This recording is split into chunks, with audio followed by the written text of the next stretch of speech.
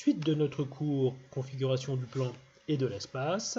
Et dans cette seconde partie, nous allons définir la notion de projeté orthogonal. Regardons la définition du projeté orthogonal d'un point M sur une droite. Donc considérons une droite D et un point M plan. Le projeté orthogonal de M sur la droite D, c'est le point d'intersection entre la droite D et la droite perpendiculaire à D passant par le point M. Tout de suite, un exercice de construction du projeté orthogonal. On considère ici une droite delta, un point A du plan. On cherche à construire le projeté orthogonal de A sur la droite delta.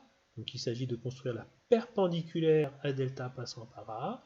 Et notre point d'intersection sera notre projeté. Alors, pour construire cette perpendiculaire, on a bien sûr besoin de l'équerre.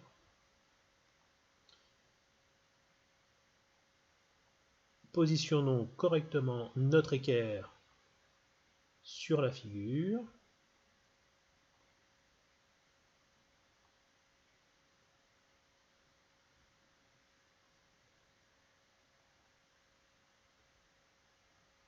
Et donc, construisons la perpendiculaire à delta passant par A.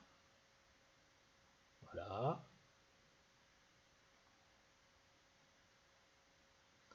Et le point d'intersection obtenu, eh bien c'est notre projeté, c'est donc notre point B.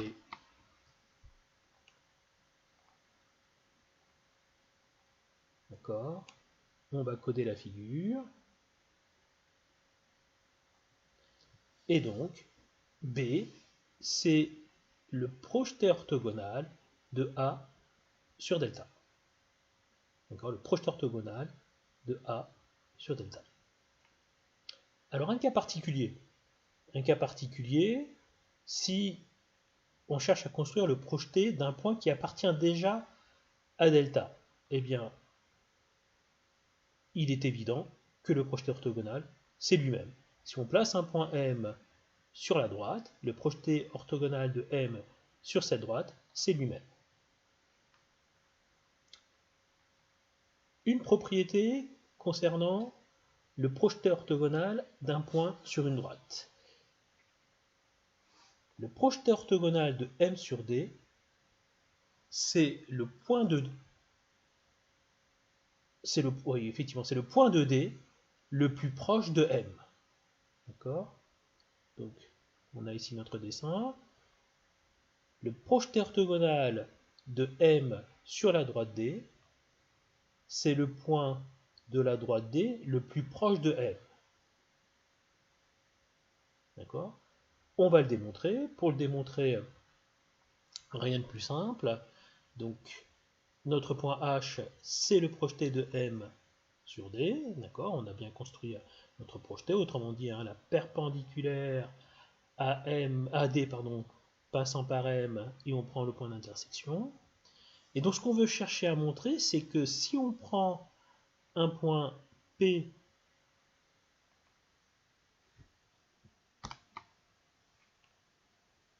sur la droite,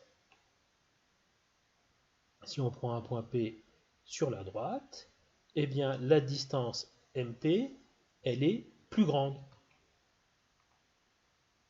Donc on prend un point P sur la droite,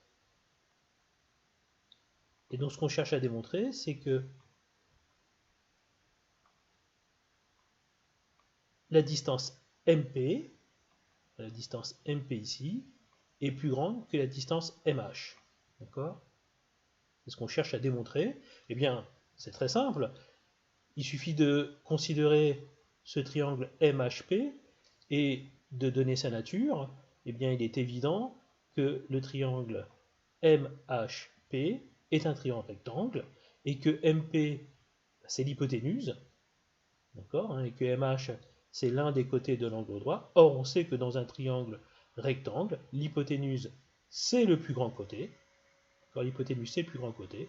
et donc la distance MP est bien plus grande que MH, quel que soit le point P, ici, sur la droite D.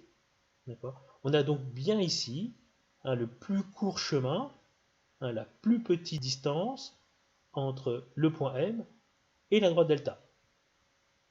Entre le point M et la droite D, pardon, c'est la droite, elle s'appelle D.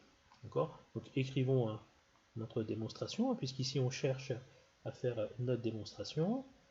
Eh bien, qu'est-ce qu'on a dit? On a dit que MHP, donc soit P, un point de la droite D, le triangle MHP et rectangle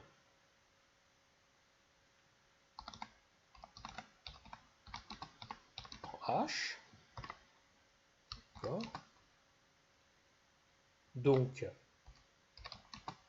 MP, le segment MP,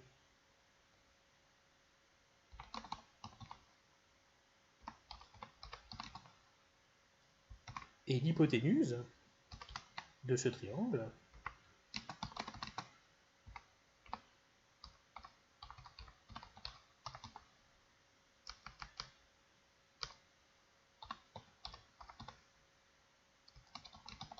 De MHP, eh bien on en déduit que MP est plus grand que MH. Et on aurait, si on prend H comme le point P, on aurait égalité. On se retrouve dans une autre vidéo pour parler de la distance d'un point à une droite. A tout de suite.